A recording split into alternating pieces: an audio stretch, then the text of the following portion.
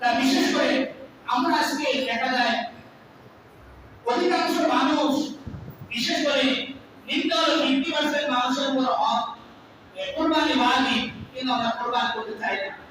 কোরবানি করতে কত টাকা লাগে? 1 লক্ষ টাকা। কোরবানি করতে সর্বনিম্ন হলো আপনি একটা ছাগল কিনে দেন। ছাগল কিনতে পারে 10,000, 15,000, 20,000। এখন আপনি আপনার উপর ওয়াজিব যে কাজটা, আল্লাহ সুবহানাহু ওয়া তাআলার অর্ডার, নির্দেশ, হুকুম, এখন আপনি এটা পালন করবেন কি লক্ষ টাকার উপর ডিপেন্ড করেন না।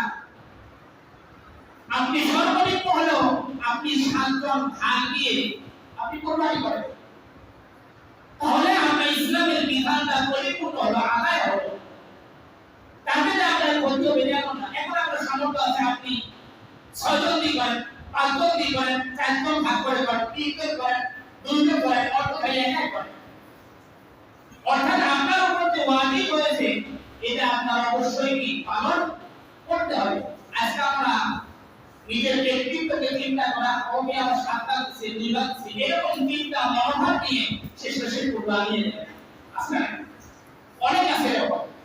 আপনি চিন্তা করেন, দেখা যায় 20-25,000 টাকা, 15 থেকে 20-25,000 টাকা কার হয় আচ্ছা, এই হিসাব করে অধিকাংশ মানুষের উপর কোরবানি ওয়াজিব, কিন্তু আজকে আমরা কি করি না? কারণ দুনিয়ার বিভিন্ন ঝামেলার কথা বলে আমরা আল্লাহকেও ফাঁকি দিই, তাই না? এটা আপনি মনে করছেন আমি কোরবান যদি দেই 3 বার করে, একবার নিজে খাবো, একবার আত্মীয়-স্বজনকে দেবো, আর একবার কেটে দেই কি ওই মিষ্টি অসহায়দেরকে দেবো। মনে হচ্ছে আমি যদি 20 কেজি মাংস পাই, 7 কেজি মাত্র আমার, 14 কেজি তো মানুষকে দিতে হবে, অত আমি কোরবানি দরকার নেই। এই টাকা হলে আমি গরু গোশত কিনে খাবো না, এরকম আপনি করবেন। এটা আপনার আল্লাহ সুবহানাহু ওয়া তাআলার অর্ডার।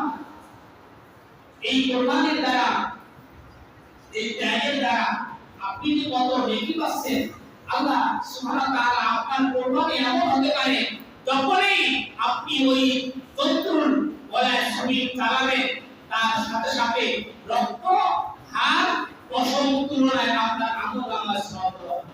সুবহানাল্লাহ।